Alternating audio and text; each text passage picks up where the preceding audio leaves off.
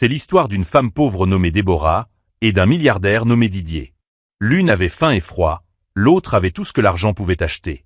Mais un matin pluvieux à Théma, leurs vies se sont croisées d'une façon inattendue. Et ce qui s'est passé ensuite vous fera pleurer. Ce matin-là, il faisait froid. La pluie tombait doucement. Les voitures passaient à toute vitesse sur une route très fréquentée de Théma. Déborah se tenait à un coin de rue, serrant son bébé Sika contre sa poitrine. Le bébé était enveloppé dans un tissu fin. Elle pleurait doucement. Son corps était froid. Son visage était mouillé. Déborah n'avait ni parapluie, ni veste, ni nourriture, ni maison. Ses sandales étaient déchirées, sa robe trempée. Mais elle ne bougeait pas. Elle ne pouvait pas bouger. La nuit dernière, elle et son bébé n'avaient rien mangé, pas même une seule cuillerée de nourriture. Alors ce matin, malgré la pluie, elle était prête à rester au bord de la route jusqu'à ce que quelqu'un vienne les aider.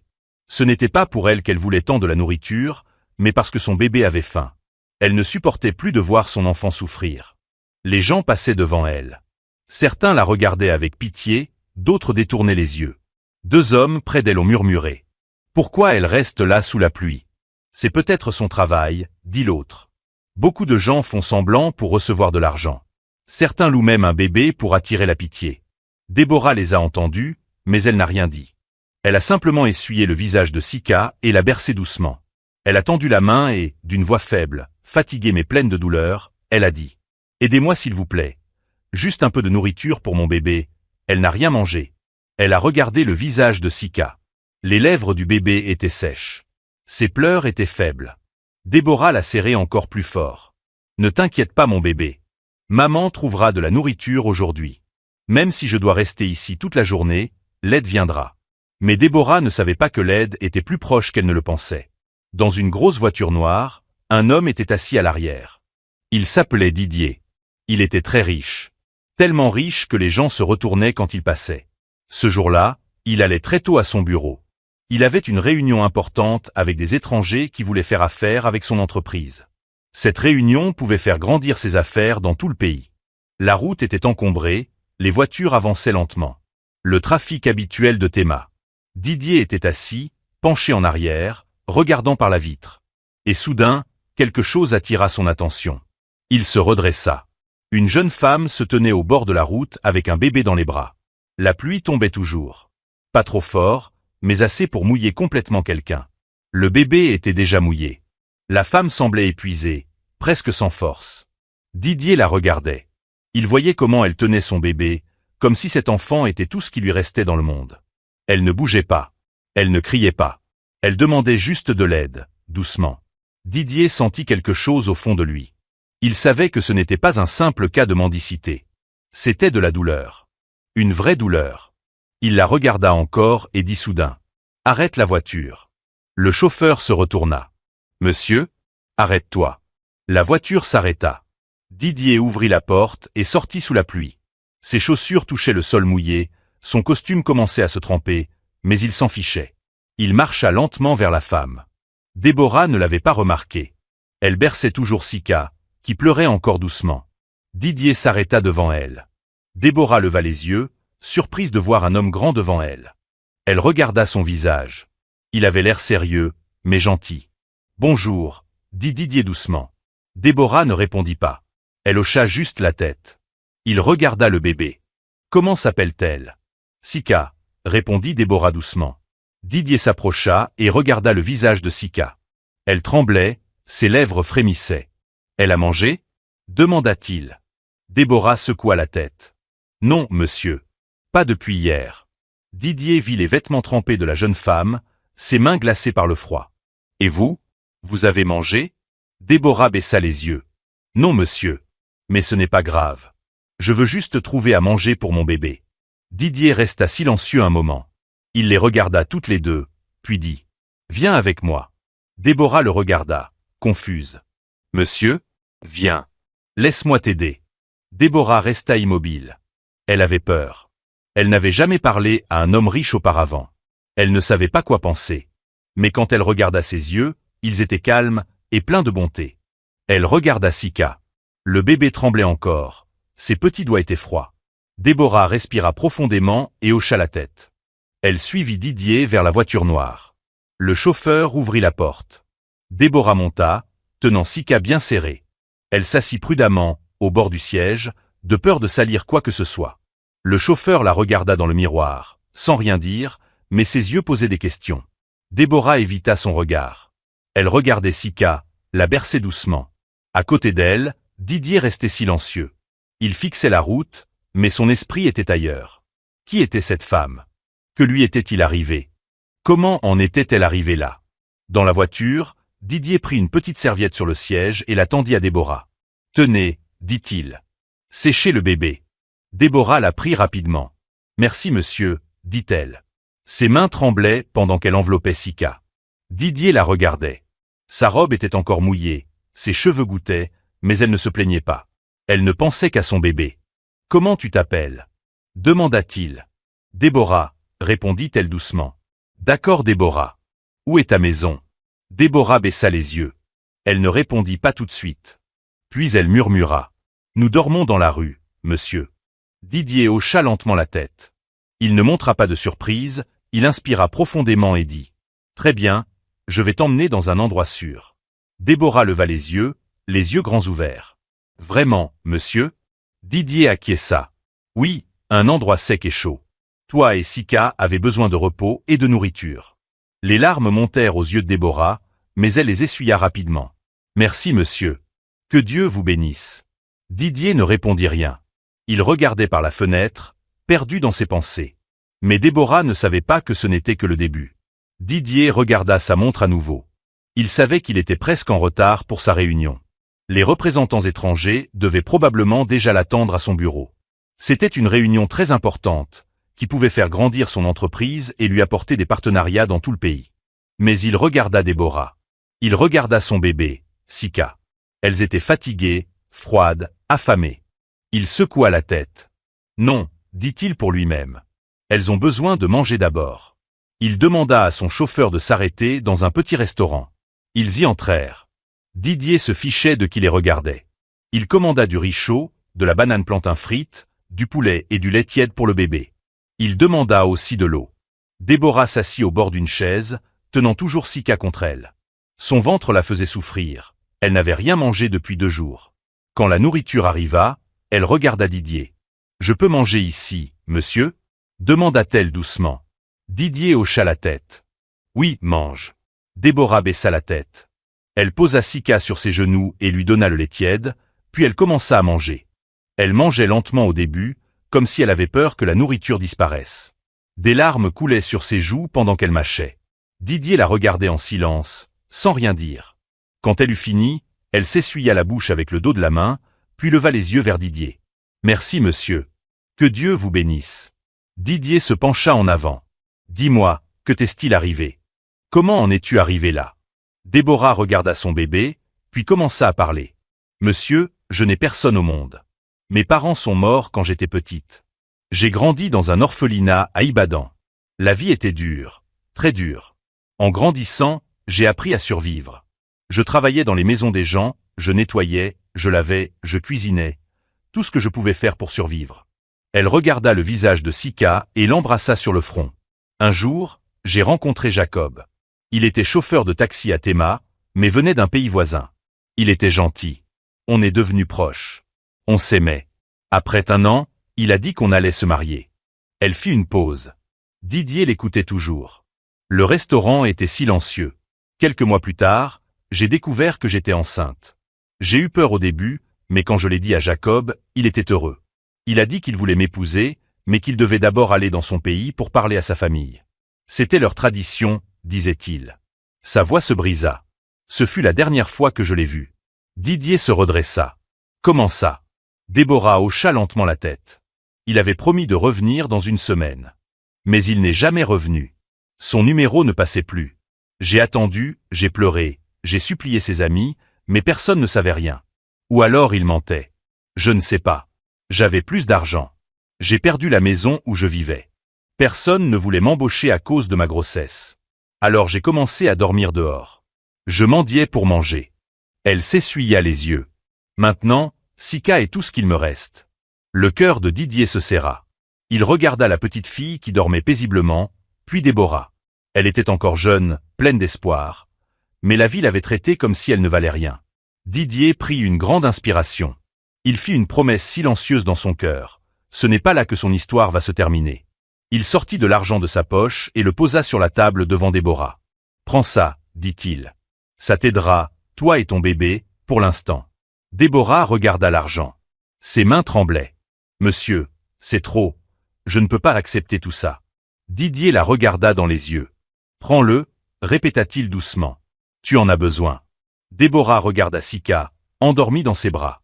Elle prit l'argent et le serra contre sa poitrine. Puis elle inclina la tête. « Merci monsieur. Que Dieu vous bénisse. » Didier hocha la tête, sourit légèrement, puis regarda sa montre. Ses yeux s'écarquillèrent. L'heure de la réunion était déjà passée.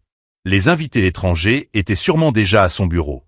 Il se leva rapidement. « J'ai une réunion très importante ce matin, » dit-il. « Elle va durer environ 3 heures. » Il sortit une carte de visite de son portefeuille. Elle portait son nom et son numéro. Il la tendit à Déborah. « Appelle-moi après 3 heures. Je viendrai où que tu sois, et je t'emmènerai dans un endroit sûr. » Déborah prit la carte avec soin, comme si c'était de l'or. Elle voulait parler, mais quelque chose la retint. Elle n'avait pas de téléphone, même pas un petit. Elle regarda le visage de Didier, elle voulait lui dire, mais ses lèvres ne bougèrent pas. « Merci monsieur, dit-elle simplement. Elle pensa rapidement. « Maintenant que j'ai un peu d'argent, peut-être que je pourrai payer quelqu'un pour m'aider à faire l'appel quand le moment viendra. » Didier la regarda une dernière fois. « J'attendrai ton appel, » dit-il. Puis il sortit du restaurant. Déborah resta là, tenant Sika d'une main, la carte de visite de l'autre. Pour la première fois depuis longtemps, elle avait de l'espoir. Après un moment, elle se leva. Elle prit la carte de Didier et la plia soigneusement. Elle ne voulait pas la perdre. Alors elle la glissa dans une petite poche cousue à l'intérieur des vêtements de Sika. Le bébé dormait toujours. Elle toucha la poche pour vérifier que c'était bien rangé, puis elle sortit du restaurant en tenant Sika contre sa poitrine. La couverture de la petite glissa un peu. Elle essaya de la remettre sans la réveiller. Elle ne savait pas que la carte était tombée. Elle atterrit sur le sol mouillé, près de la porte du restaurant. Personne ne la remarqua. À ce moment, la pluie s'était arrêtée. Le soleil commençait à apparaître. Déborah marcha lentement et prit un transport en commun pour retourner à l'endroit où Didier l'avait trouvée. Elle vit la petite boutique près du coin où elle avait mendié plus tôt ce matin-là. Le propriétaire n'était pas là, mais l'abri était toujours sec. Elle s'assit au bord du petit banc en bois. Elle ne savait pas que la carte avait disparu. Elle se dit « Je vais attendre ici jusqu'à ce que ce soit l'heure d'appeler.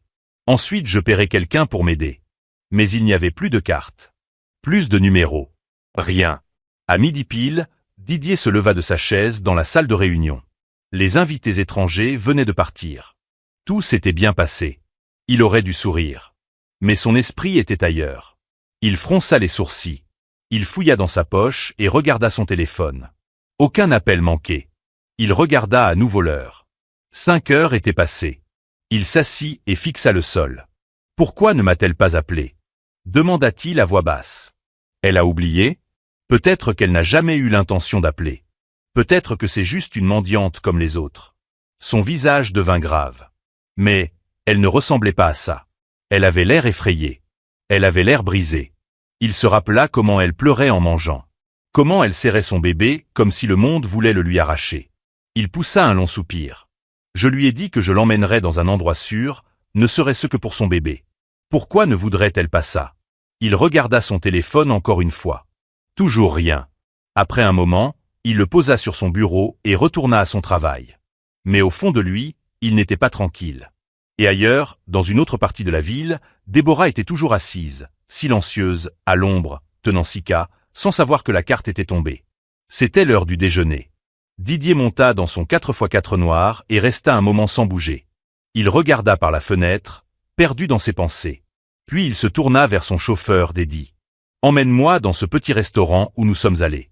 Ce matin, celui où j'ai emmené la femme et son bébé. » Le chauffeur hocha la tête et démarra le moteur. Pendant que la voiture roulait dans les rues de Théma, Didier regardait dehors. Il espérait, peut-être, qu'elle serait encore dans les environs. Il ne cessait de penser à elle. Quelque chose le troublait. Et si elle avait essayé d'appeler, mais n'avait pas pu? Et si quelque chose lui était arrivé? Les questions ne cessaient d'envahir son esprit. Ils arrivèrent au restaurant. Didier descendit rapidement. Il regarda autour de lui, balaya chaque coin du regard. Rien. Aucune trace de Déborah. Aucune trace du bébé. Il marcha lentement vers l'entrée du restaurant. Ses pas étaient silencieux. Juste avant d'atteindre la porte, il vit quelque chose sur le sol mouillé. Il se pencha. C'était la carte de visite qu'il avait donnée à Déborah. Elle était trempée, les bords ramollis par la pluie, mais les mots étaient encore lisibles.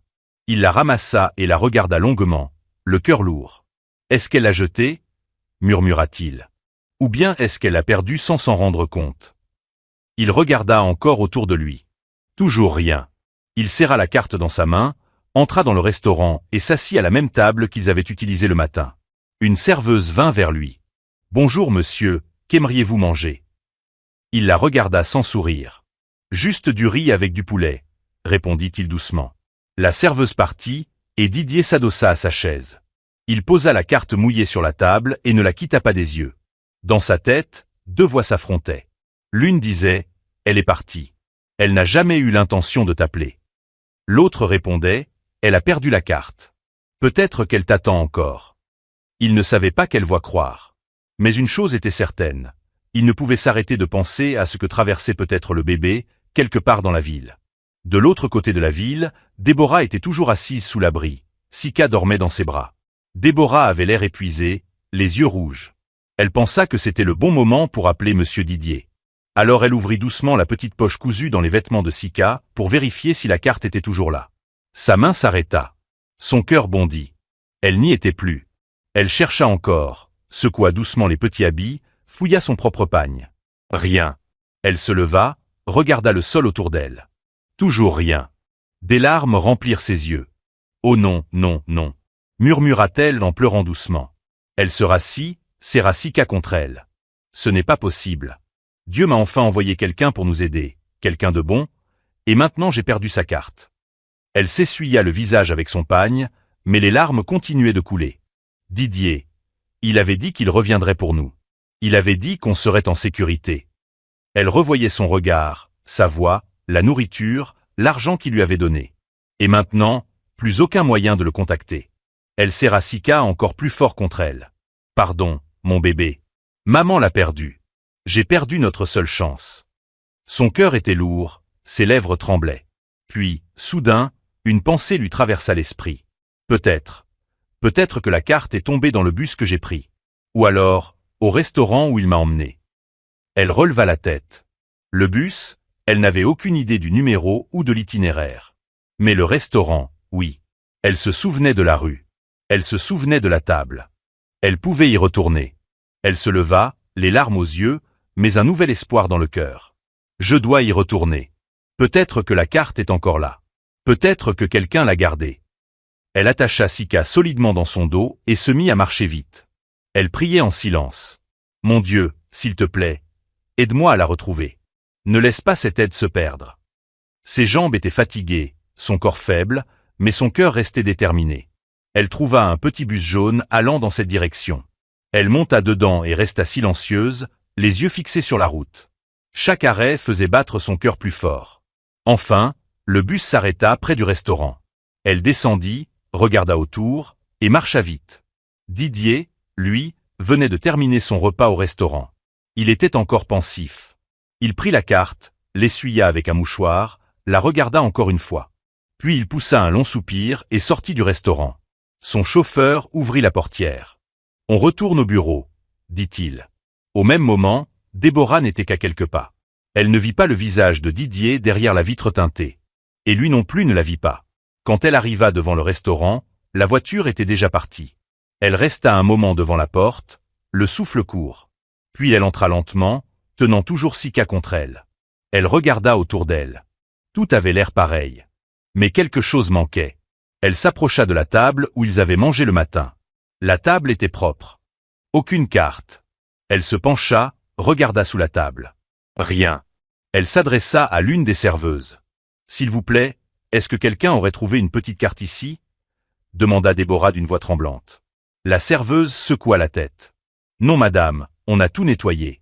On n'a rien trouvé. » Les yeux de Déborah se remplirent de larmes. Elle sortit du restaurant, Sika contre elle. Sika avait commencé à pleurer. Déborah tenta de la calmer, mais elle pleurait aussi. Leur seule chance était perdue. Et elle n'avait aucune idée de combien elle était proche de l'aide qu'elle cherchait. Elle s'éloigna lentement, sans savoir que l'homme qu'elle cherchait venait de quitter les lieux à peine quelques secondes avant elle. Ce soir-là, Déborah s'assit sur le sol froid d'un bâtiment en construction. Il faisait noir. Pas de fenêtres, juste des murs cassés et de l'espace vide. Elle posa quelques vieux vêtements sur le sol et y allongea Sika, qui dormait déjà. Sa petite main reposait sur le bras de Déborah. Déborah resta assise à côté, les yeux pleins de larmes, fixant le plafond. « Seigneur, je ne veux pas que mon enfant grandisse comme ça. Aide-nous. » Elle pensa à Didier, à son visage, à sa gentillesse, à la carte qu'elle avait perdue. Elle posa ses mains sur sa poitrine et soupira profondément. « Peut-être que je ne le reverrai jamais, » murmura-t-elle. Mais juste avant de fermer les yeux, elle prit une décision. Silencieuse, mais forte. « Je retournerai à cet endroit. Là où il m'a vu la première fois. Peut-être. Peut-être qu'il y repassera un jour. » Elle ne dormit presque pas. Le vent soufflait, les moustiques la piquaient, Sika pleura en pleine nuit. Mais elle tenait bon. Dès l'aube, Déborah était déjà debout. Elle nettoya Sika avec un peu d'eau dans un bol. Elle l'habilla, lui brossa doucement les cheveux, puis lui sourit. « Tout ira bien, je te le promets. » Déborah n'avait pas faim ce matin-là. Didier lui avait donné assez d'argent pour manger pendant plusieurs jours. Mais aujourd'hui, ce n'était pas la nourriture qui comptait. C'était l'espoir. Elle quitta le bâtiment avec Sika sur le dos. Elle ne mendiait pas. Elle se posta au même endroit où Didier l'avait vue pour la première fois. Elle regardait, elle attendait, elle espérait. Allait-il repasser par là? Elle ne le savait pas. Mais elle était prête à attendre le temps qu'il faudrait. Ce jour-là, dans la maison de Didier, c'était un jour spécial. Son jeune frère, Silom, rentrait à la maison après 17 longues années passées à Atlanta. Didier attendait ce jour depuis longtemps. Il ne se rendit pas au bureau. Il avait tout préparé. Il avait dit au chauffeur: « Va à l'aéroport, s'il te plaît. Mon frère atterrit ce matin. Assure-toi d'être à l'heure. » Le chauffeur répondit et partit rapidement. Didier se promena dans la maison avec un sourire sur le visage. Il entra dans la cuisine et s'adressa au chef. « Assurez-vous qu'il y ait du riz frit, du riz cantonné, du poulet grillé, de la viande de chèvre et du foufou. Mon frère adore l'igname pilé. » Le chef sourit. « Ne vous inquiétez pas, monsieur. Tout sera prêt avant son arrivée. » Didier prit ensuite son téléphone et appela 3 de ses amis les plus proches. « Salem arrive aujourd'hui. Venez, on va l'accueillir. » Ils acceptèrent tous de venir. Des rires commençaient déjà à résonner dans la cour. Une musique douce jouait en fond sonore. Didier se tenait au balcon, regardant au loin, la joie dans le cœur. « C'est une belle journée, » murmura-t-il. Mais loin de là, en ville, Déborah était toujours debout au bord de la route. Sika était attachée dans son dos. Ses yeux étaient fatigués, mais son cœur restait fort. Elle regardait chaque 4x4 noir qui passait, espérant voir celui de Didier. Mais ce jour-là, le chauffeur était parti avec le tout nouveau 4x4 rouge de Didier. Elle attendait et priait. Peut-être que Didier passera encore. Peut-être qu'aujourd'hui, notre vie changera. Elle ne savait pas que Didier était chez lui, en train de rire et d'attendre son frère. Elle ne savait pas que l'homme qu'elle espérait revoir ne sortirait pas aujourd'hui. « Dieu, s'il te plaît, ne m'oublie pas, » dit-elle doucement. Pendant ce temps, à l'aéroport, le chauffeur de Didier tenait une pancarte sur laquelle était écrit « Salem ». Bientôt, un grand homme au large sourire sortit de l'aéroport, poussant un chariot rempli de valises. En voyant son nom, il sourit et s'approcha. « Vous êtes le chauffeur de Didier ? » « Oui, monsieur, » répondit le chauffeur en prenant le chariot. Pendant qu'il roulait hors de l'aéroport, Salem baissa la vitre pour regarder autour. « Ah, cet endroit a vraiment changé. » Le chauffeur sourit. « Oui, monsieur, beaucoup de choses ont changé depuis votre départ. » Mais en s'enfonçant dans la ville, la voiture ralentit. Il y avait des voitures partout, des camions, des bus, des tricycles, des motos. Les klaxons résonnaient. « Ah, ce fameux embouteillage a recommencé, » dit le chauffeur. Salem rit. « Comment vous supportez ce chaos ? » « On est obligé, monsieur. C'est Emma, la ville la plus peuplée d'Afrique. » Ils rirent tous les deux. Mais soudain, le chauffeur regarda devant lui et son sourire disparut. Une jeune femme était là, debout au bord de la route, avec un bébé dans le dos. Elle semblait épuisée. C'était la même femme que Didier avait emmenée au restaurant hier. La même qui avait nourri son bébé avant de manger elle-même. Le chauffeur serra le volant. Salem remarqua son changement de visage. « Tout va bien ? » demanda-t-il. « Oui, monsieur. Juste ce trafic. Il hésitait. Devait-il s'arrêter? Devait-il appeler son patron? Il n'était pas sûr. Alors il continua de rouler, mais regarda la femme dans le rétroviseur. Au fond de lui, il savait qu'elle était importante. Environ 19 minutes plus tard, le 4x4 noir entra dans la grande maison de Didier. Dès que la voiture s'arrêta, Salem descendit et regarda autour de lui. La maison était magnifique, avec des fleurs près de la porte. Tout était propre et brillant. La porte s'ouvrit soudainement. Didier sortit avec un grand sourire. « Salem. Frère. » répondit Salem en riant. Ils se prirent dans les bras. « Tu as bonne mine, » dit Didier. « Et toi, tu as l'air encore plus riche, » plaisanta Salem. Ils rirent ensemble. Bientôt, les amis de Didier sortirent aussi pour saluer Salem avec chaleur. Il y avait des rires, des sourires, des verres à la main. Mais une personne ne souriait pas, le chauffeur. Il restait debout, silencieux, à côté de la voiture, jetant sans cesse des regards à Didier. Il devait parler, et vite, avant que la femme ne parte. Alors que tout le monde entrait dans la maison, le chauffeur suivit discrètement. Il resta près de la porte principale, sans rien dire. Didier se dirigea vers la cuisine pour vérifier les plats. Le chef était occupé à couper la viande et à faire frire. Le chauffeur entra rapidement. « Excusez-moi, monsieur. » Didier se retourna. « Oui, quoi ?» Le chauffeur prit une profonde inspiration. « Monsieur, je l'ai vu. » Le visage de Didier changea. « Qui ça ?»« La femme d'hier, monsieur. Celle avec le bébé. Elle était debout au même endroit où vous l'avez vue. » Didier devint silencieux. Il baissa les yeux, pensif. Puis il parla lentement. « La femme qui a jeté ma carte. Est-ce qu'elle voulait vraiment de l'aide ?» Il se souvint de la pluie, de la manière dont elle avait couvert son bébé avec son pagne. Il se souvint de ses paroles « Mon bébé n'a pas mangé hier soir ». Il sentit quelque chose bouger dans sa poitrine. Peut-être qu'elle avait juste peur. Peut-être qu'elle n'a pas jeté la carte exprès. Il regarda le chauffeur. « Retournez là-bas. Si elle y est encore, demandez-lui pourquoi elle ne m'a pas appelé. Si sa réponse est honnête, si son visage montre qu'elle a vraiment besoin d'aide, amenez-la ici. »« Oui, monsieur. » Le chauffeur partit vite. Déborah était toujours là, debout. Sika dormait dans ses bras. Le soleil tapait fort, et la tête du bébé transpirait. Déborah regardait encore la route, espérant. Mais toujours pas de voiture. Elle leva les yeux, puis regarda son bébé. Il est déjà midi passé. S'il allait au travail comme hier, il serait déjà passé. Elle soupira.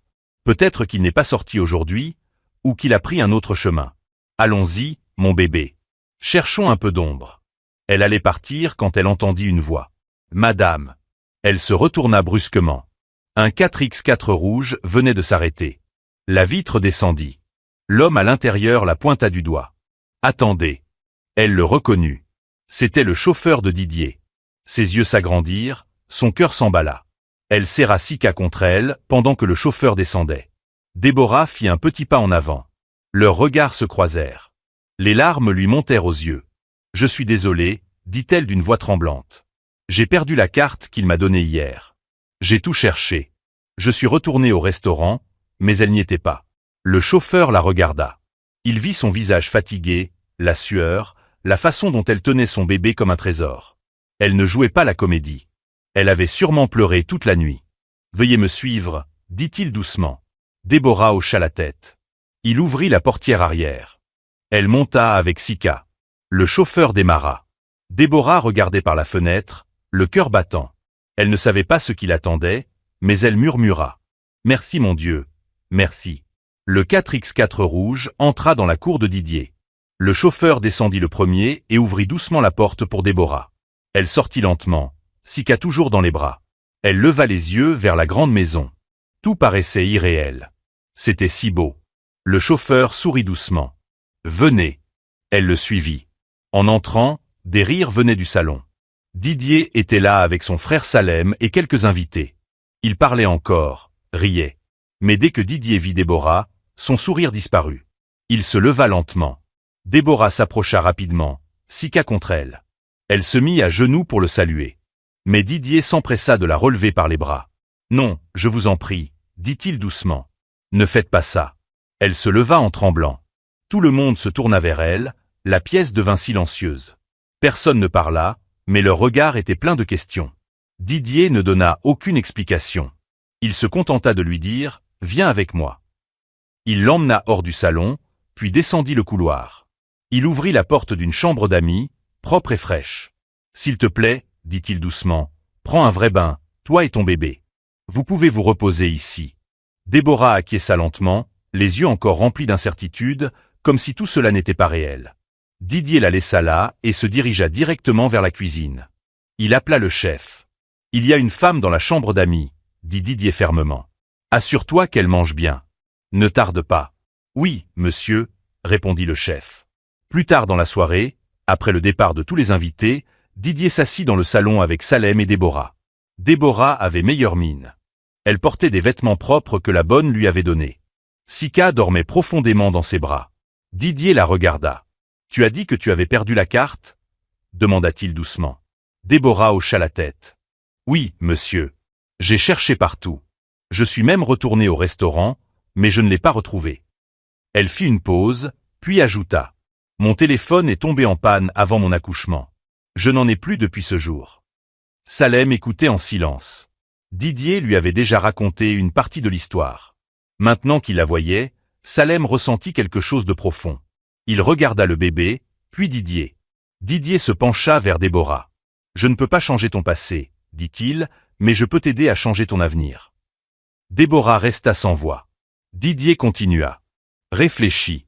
Est-ce qu'il y a un commerce que tu veux faire? Une compétence que tu veux apprendre? Dis-le-moi. Je vais t'aider à le mettre en place. » Déborah cligna des yeux. Il ajouta. « Tu resteras ici pour l'instant, jusqu'à ce que je te trouve un endroit à toi. » Des larmes coulèrent sur les joues de Déborah.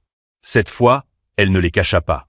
Elle regarda Sika, puis Didier. « Merci, » murmura-t-elle. Salem sourit légèrement en regardant son frère. Didier acquiesça simplement, mais dans son cœur, il savait qu'il venait de prendre une décision qui changerait la vie de cette femme à jamais.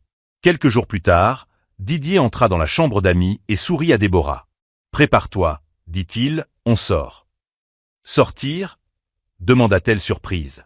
Il hocha la tête. « Oui, toi et Sika avez besoin de quelque chose d'important. » Peu après, ils étaient sur la route. Didier ne parlait pas beaucoup.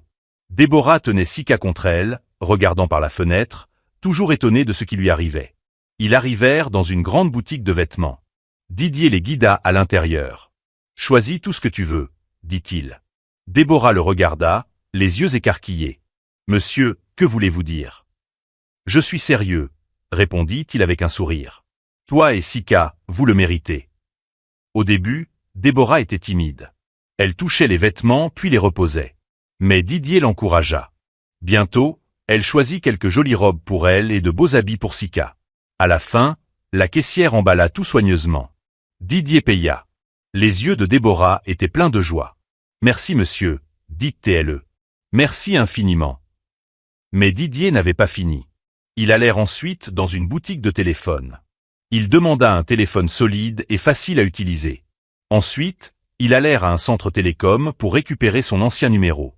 Déborah tenait le téléphone comme un trésor. « Que Dieu vous bénisse, monsieur, » dit-elle, les larmes aux yeux. « Je ne sais même pas quoi dire. » Didier sourit simplement. « Tu n'as rien à dire. » De retour au manoir, ils trouvèrent Salem déjà installé dans le salon. Il se leva dès qu'ils entrèrent. « Didier, » dit-il, « il y a un endroit où je veux que tu viennes avec moi, et j'aimerais que Déborah nous accompagne aussi. » Didier regarda Déborah. Elle acquiesça en silence. Ils quittèrent tous la maison ensemble et montèrent dans la voiture. Le trajet fut calme. Déborah se demandait où ils allaient. Elle regarda Sika, endormie dans ses bras, et pria en silence. La voiture s'arrêta devant un grand immeuble. Salem demanda au chauffeur de se garer. Ils descendirent tous. Didier demanda. « Où sommes-nous » Salem répondit. « Suis-moi. » Ils entrèrent dans la cour. Devant l'une des portes, Salem s'arrêta. Il se tourna vers Déborah. « Quand j'ai entendu ton histoire, » commença-t-il doucement, « ça m'a rappelé notre mère. » Déborah écoutait, sans comprendre où il voulait en venir. La voix de Salem devint plus tendre. Elle était mère célibataire. Elle nous a élevés, Didier et moi, seuls. Je me souviens de ses pleurs la nuit. Je la voyais quand je me réveillais, mais j'étais trop petit pour l'aider. Les yeux de Déborah étaient mouillés. Ses mains tremblaient en tenant Sika. Elle est morte avant qu'on ait de l'argent, continua Salem, avant qu'on puisse lui rendre tout l'amour qu'elle méritait. Cette douleur ne m'a jamais quitté. Puis Salem sortit une petite clé de sa poche. Cet appartement, il est pour toi. Les jambes de Déborah lâchèrent. Elle tomba à genoux et éclata en sanglots. Oh mon Dieu! Que ai-je fait pour mériter tant de bonté? Didier était silencieux. Il regarda Salem, surpris. Il voulait aider Déborah, mais son frère était allé encore plus loin. Il marcha vers lui et le serra dans ses bras. « Je suis fier de l'homme que tu es devenu, » dit-il d'une voix lourde. « J'aurais juste aimé que maman voie ça. » Salem serra la main de son frère en souriant. Puis il se tourna à nouveau vers Déborah. « J'ai aussi prévu d'ouvrir un supermarché pour toi. Ne t'inquiète pas, on trouvera un bon gérant. Mais toi, tu seras la superviseuse. Et avec le temps, tu apprendras à le gérer seule. » Déborah pleura encore plus. Elle ne savait quoi dire, mais elle savait, au fond de son cœur, que sa vie venait de changer pour toujours. Les semaines passèrent calmement. La vie de Déborah avait changé d'une manière qu'elle n'aurait jamais imaginée. Elle avait maintenant une maison propre, de la nourriture, et un grand supermarché à son nom. Les rayons étaient pleins, des clients venaient tous les jours. Elle n'était plus cette femme qui mendiait avec Sika sur le dos. Un après-midi chaud, elle était dans le bureau de son supermarché, à noter les ventes et vérifier ses comptes. Sika dormait dans un petit lit à côté. Soudain, son téléphone sonna. Un numéro inconnu. Elle hésita, puis quelque chose lui dit de répondre. Elle appuya sur le bouton vert et porta le téléphone à son oreille. Une voix de femme parla. Elle était calme, mais pleine de tristesse. « Allô? C'est Déborah? »« Oui, c'est bien moi, » répondit-elle lentement. Il y eut une pause. « Je vous appelle d'un pays voisin, » dit la voix. « Je m'appelle Émilie. Je suis la cousine de Jacob. » Le cœur de Déborah se serra aussitôt. « Jacob, » murmura-t-elle, la gorge serrée. « Oui, » répondit Émilie doucement. « Il a eu un accident il y a quelques semaines. » Déborah resta silencieuse, figée. Elle ne savait pas quoi dire. « Il est à l'hôpital, » continua Émilie. « Il a demandé après toi. Il pensait que tu étais morte. » Déborah sentit ses jambes faiblir. Elle s'assit lentement sur sa chaise, sans lâcher le téléphone. « Comment a-t-il su que j'étais en vie? »« Il a vu une photo sur les réseaux sociaux, » répondit Émilie. « Quelqu'un a partagé une publication sur toi et ta boutique. Il t'a reconnu. Il a insisté pour que je t'appelle. » Déborah n'arrivait pas à parler. Sika dormait paisiblement à côté d'elle, inconsciente de ce qui se passait. Des souvenirs remontèrent. Jacob, leurs promesses, leur séparation soudaine. Elle pensait ne plus jamais entendre parler de lui. « Est-ce qu'il va bien ?» demanda-t-elle enfin. Émilie hésita. « Il est faible, mais vivant. Il veut te parler. Il veut voir Sika. » Un long silence s'installa. Déborah fixait le mur, le cœur battant. « Où est-ce que vous êtes ?» demanda-t-elle. « À Accra, » répondit Émilie. « Si tu veux venir, je peux t'envoyer l'adresse de l'hôpital. » Déborah regarda son bureau, les papiers, le petit lit de Sika. Sa vie avait enfin trouvé un peu de paix. Mais une partie de son passé venait de frapper à sa porte. « Je vais réfléchir, » dit-elle doucement. « D'accord. Je te laisse mon numéro. S'il te plaît, rappelle-moi si tu décides de venir. Jacob, il n'a plus beaucoup de temps. » Déborah raccrocha, les mains tremblantes. Elle posa le téléphone sur le bureau, puis regarda Sika. 1 million de pensées tournaient dans sa tête. Mais une chose était sûre, tout venait encore de changer.